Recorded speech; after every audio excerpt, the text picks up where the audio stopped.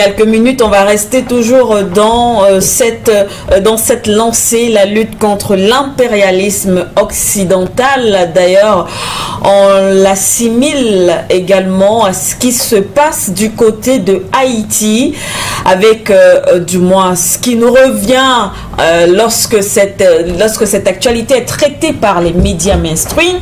On met en avant les gangs qui seraient bien sûr à l'origine de cette situation de ce côté-là, mais il faut le dire, ce sont les populations qui tombent, qui meurent. On est déjà plus de 2500 personnes qui sont tuées par ces gangs. Alors, est-ce réellement ce qu'on nous dit?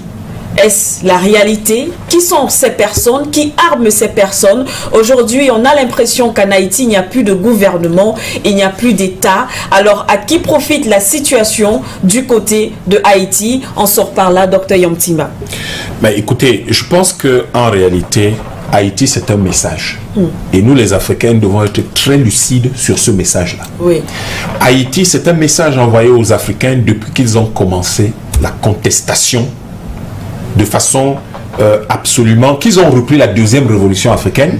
C'est un message pour dire, nous sommes capables d'installer le chaos dans vos pays et d'empêcher tout début de prospérité si vous ne vous faites pas allégeance de nouveau.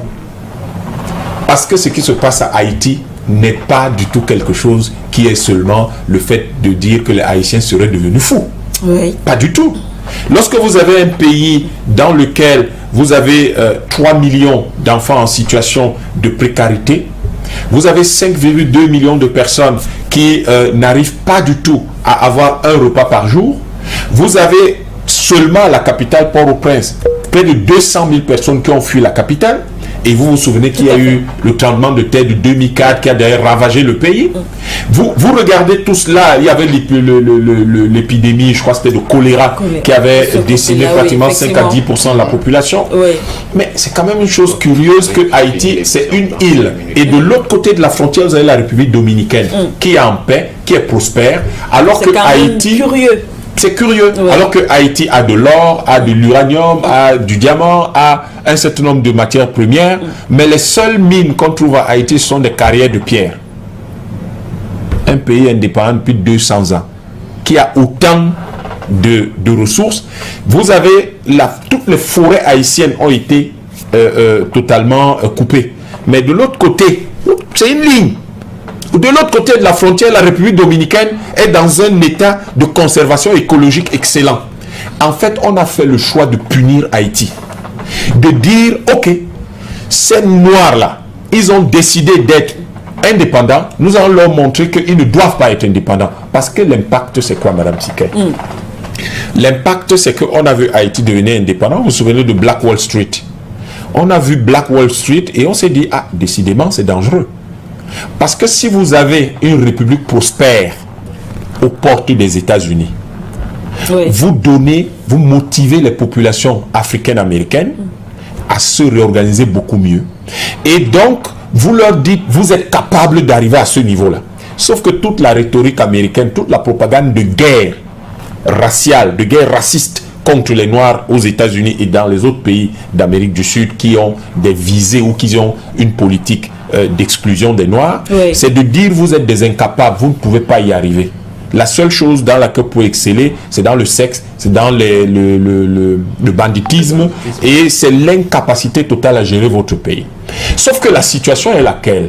La situation donc va être de détruire Haïti pour ne pas susciter des velléités indépendantistes aux États-Unis. Je vous rappelle qu'actuellement aux États-Unis, il y a 2 procédures contre des Africains américains qui ont décidé de déclarer un certain nombre de certaines parties des États-Unis indépendantes pour être de nouveaux États dans lesquels les Noirs vont pouvoir aller vivre en dehors des Blancs.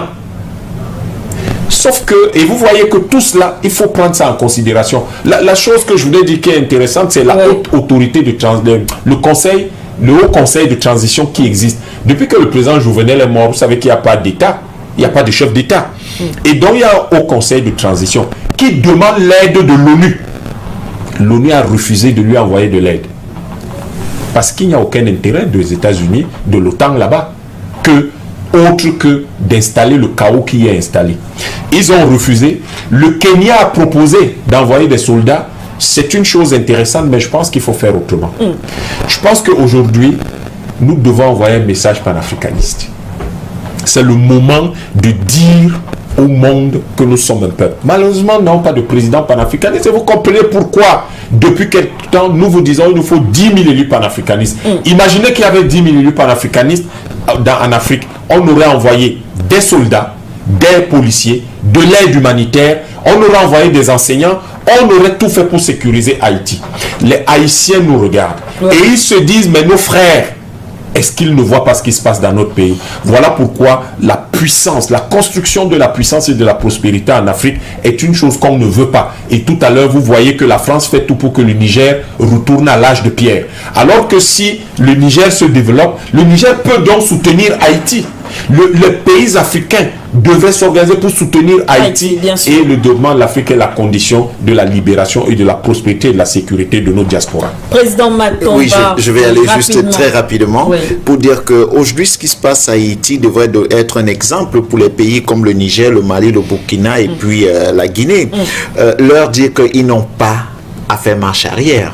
Parce qu'en réalité, ce qui leur sera réservé sera exactement, au pire, ce qui est en train de se passer aujourd'hui à Haïti. Parce que Haïti paye le prix de quoi?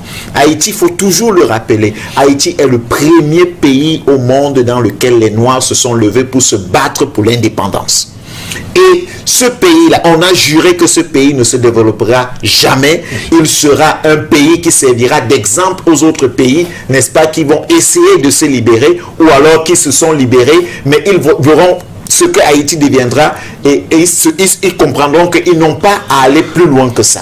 Donc, si Haïti aujourd'hui paye ce prix, parce qu'en réalité, les Noirs ont décidé, n'est-ce pas, de prendre leur liberté, ça veut dire que les Noirs doivent comprendre, pour ceux qui pensent qu'ils sont déjà en liberté, que nous ne sommes pas complètement en liberté. Je vais rejoindre la position de Yam qui disait tout à l'heure que la solidarité des Noirs, au fait, elle existe à quel niveau? Parce qu'aujourd'hui, on vous présente Haïti dans les médias mainstream, dans presque tous les médias, comme un pays qui est pris en otage par des gangs. Attention, ces gangs-là, ils viennent d'où? Qui arment ces derniers? À qui profite, n'est-ce pas, la déstabilisation d'Haïti? Lorsque vous arrivez à Haïti, vous allez vous rendre compte que plus de la moitié de la population vit hors du pays. En fait, du fait de l'immigration. Et tous les cerveaux, presque tous les cerveaux sont partis d'Haïti. Qui a le courage de rester? Ceux qui restent, on décide de les armer. Vous voyez comment ça se passe. Et puis, on accuse ces derniers d'être, n'est-ce pas, la source de la déstabilisation du pays. Et pourtant, on ne voudrait tout simplement pas que ce pays, n'est-ce pas, se développe. Aujourd'hui, nous devons travailler de façon unie. Je parle bien des Noirs en général.